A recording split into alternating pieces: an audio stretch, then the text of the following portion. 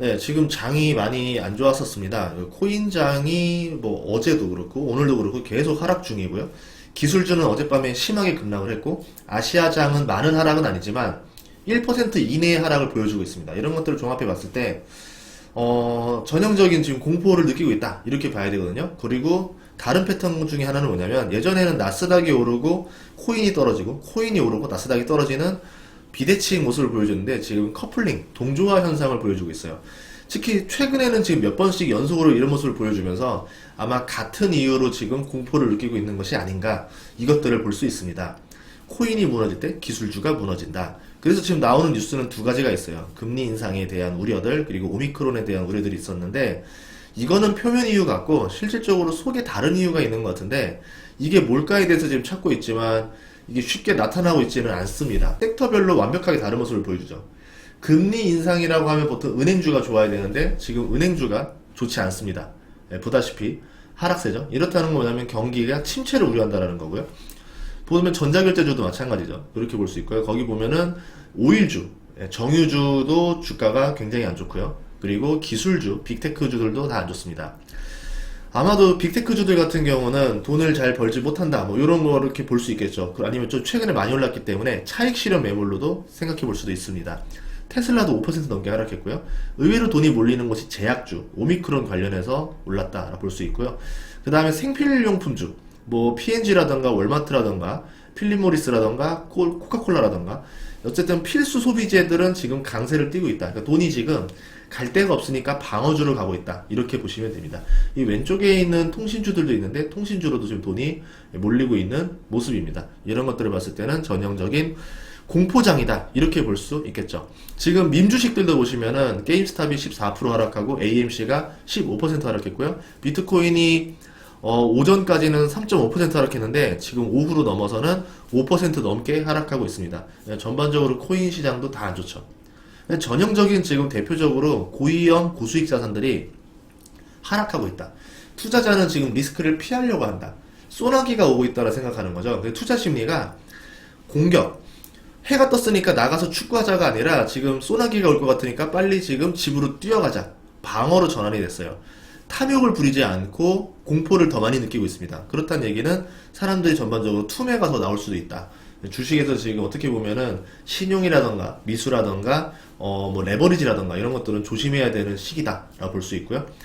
또 코인 하락 시에 기술주 하락이 동조화가 되어 있기 때문에 이제는 뭐 기술주가 하락해도 코인이 하락할 거고 코인이 하락해도 기술주가 하락하는 서로 상호 보완이 될 겁니다. 한마디로 굉장히 많은 확률로 하락에 걸려 있다 이렇게 볼 수 있겠죠.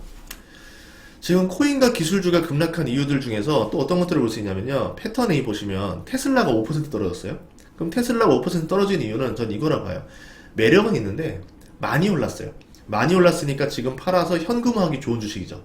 지금 대형주들이 다 떨어지는 이유 중에 하나가 팔아서 현금을 빠르게 확보할 수 있기 때문에 대형주를 파는 겁니다. 그래서 하락장 초반에는 보통 대형주가 먼저 던져져요. 차익 실현 매물이다 보시면 되고요.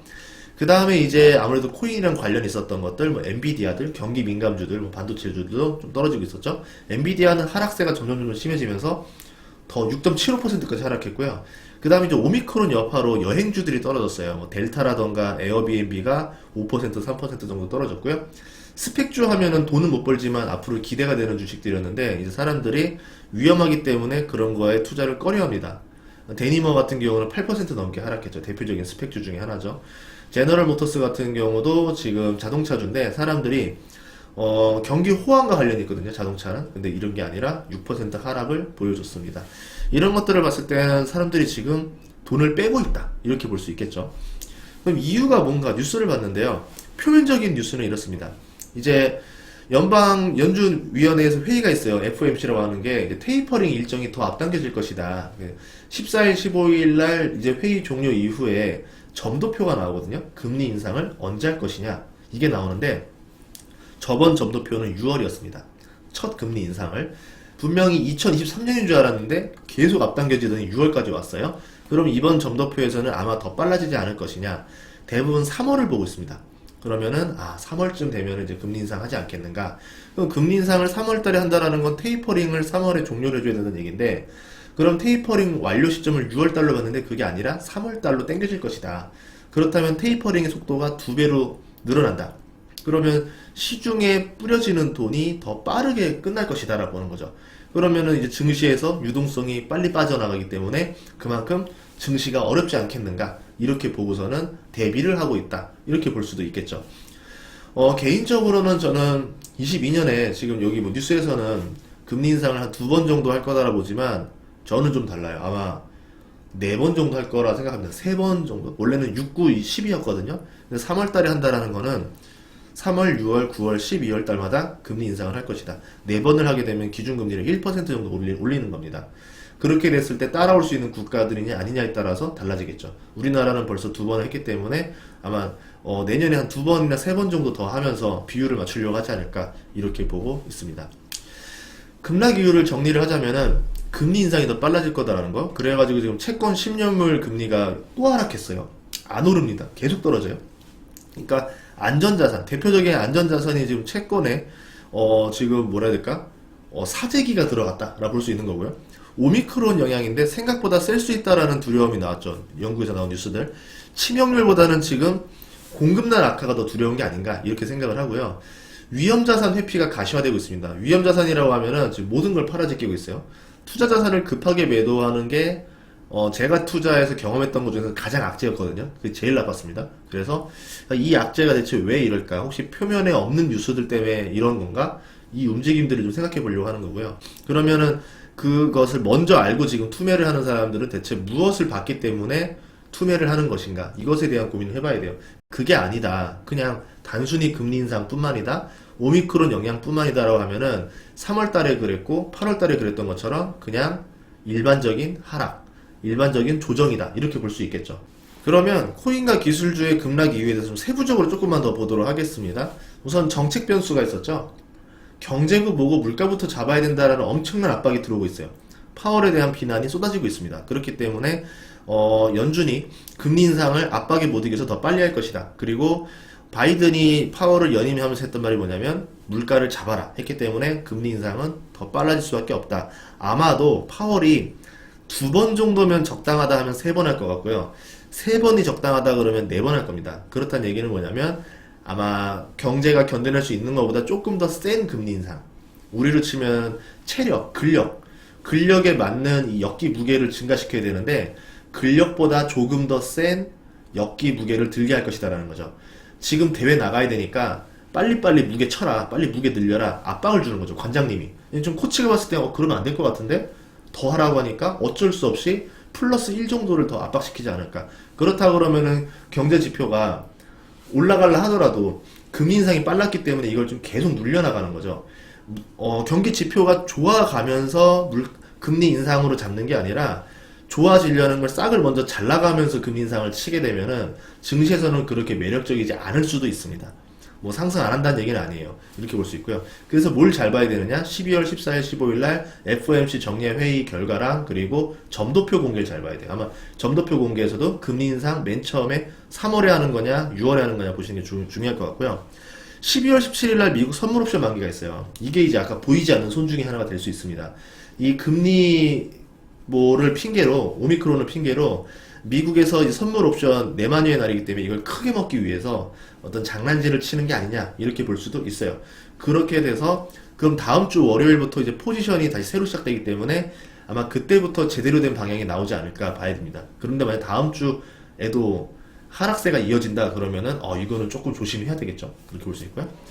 유가가 지금 71달러로 굉장히 많이 내려와 있는 상태고 달러 인덱스는 96.37로 많이 올라와 있고요. 미국채 10년물이 14.2로 어제도 많이 하락을 했습니다. 한 5% 가량 하락하면서 지금 투심을 많이 잃었죠. 이렇게 볼 수 있습니다.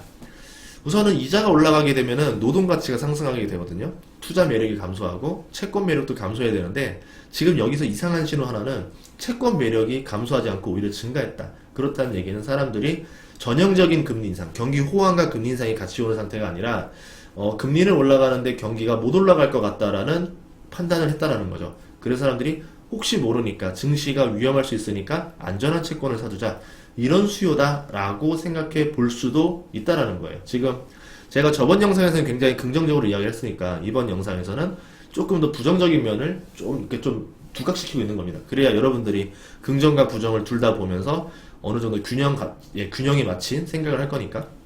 참고로 이렇게 말하고 있지만 저도 지금은 긍정적인 면을 아직 버리지 않았어요. 저도 아직도 계속 긍정이라 생각하고 있고 계속 지금 분할 매수를 늘려나가고 있는 중에도 이렇게 영상을 찍습니다. 그러니까 이런 거예요. 내가 만약에 지금 샀으니까 무조건 상승해야지, 내가 팔았으니까 무조건 나빠져야지, 이렇게 판단하면은 그건 최악의 투자자입니다. 사면서도 부정을 생각하고 팔면서도 긍정을 생각해야지만 내가 올바른 판단을 할 수 있습니다. 그래서 이렇게 좀 생각하시면 좋을 것 같고요. 두 번째는 오미크론 변수인데요. 영국에서 오미크론 첫 사망자가 나왔다는 뉴스가 얼마 최근 얘기예요. 그러면서 증시에 악영향을 좀 던지긴 했습니다. 어젯밤에 나왔었죠. 그리고 런던에서 48시간 내 우세종이 될 거다. 그리고 총리가 쓰나미가 오고 있다, 뭐 이런 얘기들도 하면서 굉장히 리스크 있게 던졌고, 그래가지고 이제 영국 시민들도 그 소식을 받고 나서 부스터샷을 맞으려고 하고 마스크도 다시 쓰면서 다시 통제 모드로 돌아갔다. 통제 모드로 돌아갔다는 게 중요한 것 같아요. 통제 모드로 갔다라는 거는 공급난이 다시 심화될 것이다. 그러면 경기 상승과 상관없이 그냥 물가가 올라갈 것이다. 물가가 올라가면은 인플레이션이 벌어지고 또 삶이 팍팍해질 것이다. 이렇게 보는 거죠. 그럼 금리 인상은 더 압박이 될 거고, 이게 다 경기에 부담을 주지 않겠는가. 그럼 임금까지 올라야 되는데 이게 과연 가능할 것인가. 아마 코로나가 끝나면 임금 인상이 훨씬 수월할 것 같은데, 코로나가 안 끝나고 계속되면은 지금 2년 동안 됐던 게 또 길어진다는 거예요. 사람들이 그러면 우울해지는 거예요. 2년이면은 군대 입대했다가 제대할 때보다 더 길어요. 제대해서 취업 준비 한 3개월 할 시간까지 됩니다. 그 정도인데 여기서 또 3개월 더 이제 사람들이 이제 뻗어버리는 거죠. 아, 못해, 아, 우울해, 미치겠어, 이렇게 되는 겁니다. 그러니까 그런 실망감도 좀 들어가 있다 볼 수 있고요. 화이자라던가 모더나 주가가 5% 가까이 올랐습니다. 머크도 올랐고요. 이렇게 했다는 얘기는 지금 오미크론 확산에 대한 두려움도 반영되어 있다, 이렇게 볼 수 있고요. 그러면 또 오른 것들이 있어요. 오른 것들을 보면은 지금 돈이 어디로 가나를 볼 수 있는데, 월마트라던가 크로거, 그리고 웨이스마켓, 코스트코, 쿠팡, 이 5가지 주식을 보면은 하락장으로 시작했다가 점점점 새벽이 될수록 위로 올라갔습니다. 상승으로 마감을 했어요. 그 얘기는 뭐냐면 인플레에 대한 우려였다라는 거죠. 어제의 하락은 인플레 우려다. 그러면 가격 전가를 해줘야 되는데, 내가 압도적인 기술이 있거나 브랜드를 가지고 있거나 점유율이 좋거나 아니면 원가 경쟁력이 뛰어나야 되는데 그렇지 못한 기업들은 주가가 떨어지는 거고, 사람들이 어쨌든 불황이 와도 매출은 꾸준한 것들 중에서 물가가 올라도 살 수 있는 것들, 먹거리밖에 없겠죠. 그래서 먹거리가 인플레에서 가장 강력한 주식이기 때문에 이런 것들 위주로 오른 것들이 아닌가라 볼 수 있습니다.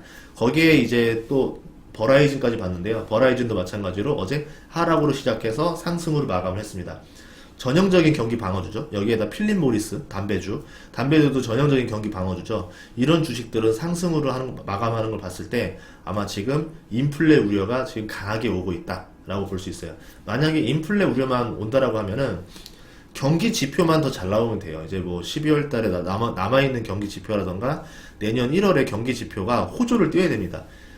미국도 뛰어야 되겠지만 중국까지 같이 뛰게 되면은 아마 이제 인플레를 이겨낼 수 있다라고 하면서 증시가 다시 올라가는 거고, 경기 지표가 예상치보다 조금만 떨어진다라고 그러면은 혹시 둔화하는 거 아니냐, 나빠지는 거 아니냐 이러면서 뭐 오바를 하는 거죠, 증시가. 그래가지고 그치, 떨어지는 게 맞았지 이러면서 막 내려갈 수도 있다. 그래서 어떻게 보면은 이제 앞으로 발표될 경기 지표, 그리고 금리의 조기 인상 발표들, 이런 것들을 잘 보시면서 투자하면 좋을 것 같습니다.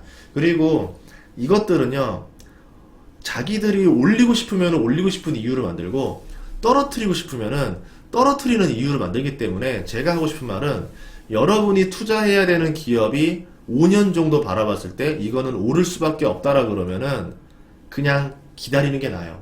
단기적인 하락이 당연히 올 수도 있죠. 근데 그거는 맞출 수가 없습니다. 단기적인 하락이 온다 하더라도 나는 이거를 꼭 가져가고 싶다라고 하시면 들고 가는 게 맞아요. 지금 결심을 하세요. 20%, 30% 하락한 다음에 결심하면요, 그때는 공포가 반영돼서 잘못된 판단할 가능성이 많아요. 그래서 저는 어떻게 하냐면 차라리 지금 시점에서 내가 가진 목록을 쭉 보세요. 쫙 봐서 이건 떨어져도 안 팔 거야, 5년 뒤에 무조건 올라, 그러면 얘는 어떤 일이 있어도 파는 거 아닙니다. 버티세요.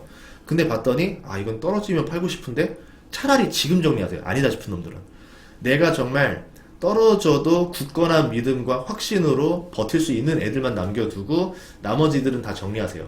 이거는 인문학에서 보면은 그런 게 있었습니다. 로마랑 그 카르타고 저기 한니발, 스페인에 있었던 한니발이 그 스페인 지방에서 이제 알프스 산맥을 넘어서 치려고 하는데, 알프스 산맥을 넘어서 친다라고 하니까, 겨울에 가니까 이제 이러는 거죠. 코끼리 부대 데리고 뭐 하는 거냐, 겨울에 다 얼어 죽으려고 하냐라고 하면서 엄청난 반발과 이제 강한 불만이 있었습니다. 실제로 동사도 많이 했고, 9만 명이 그래서 알프스 산맥을 넘어가는데 그 중에서 4만 명이 돌아갔습니다. 죽거나 다시 스페인 지방으로 돌아가 버려요. 왜? 얘네들을 데리고 가봤자, 불만 세력들을 데리고 가봤자 어떻게 험난한 길을 넘겠어요. 그래서 그 약간 위험한 구간, 어떻게 보면은 내가 심리적으로 많이 흔들릴 수 있는 구간이 있다라고 하면은 확실한 애들, 정예병만 데리고 가는 거예요. 나머지들은 보내버리세요. 그러지 않으면 나중에 내가 나머지 애들 때문에 스트레스 받아가지고 우량주들까지 다 손절해버리고 주식장을 떠날 수도 있다는 거죠. 그래서 여러분들이 차라리 지금 판단을 잘하는 것도 나쁘지 않다, 이렇게 볼 수 있고요. 올지 안 올지는 몰라요. 그냥 그대로 지표가 좋아지면 그대로 상승인 거고, FOMC 결과에 따라서 또 상승할 수도 있는 거고, 아니면 이번 주 금요일 날 선물 옵션 만기 끝나고 다음 주부터 월가에서 상승으로 베팅하면 상승으로 가는 겁니다. 저는 내년에 상승한다라 생각하는 사람이긴 한데, 어쨌든 단기적인 그 지수의 마침까지는 알 수가 없기 때문에 그냥 저는 저의 길을 가는 거죠. 저는 정예병들만 데리고 계속 가는 겁니다. 그러니까 뭐 하락하면 더 사지 뭐, 이런 마음으로 가고 있어요. 뭐 시간은 많잖아요.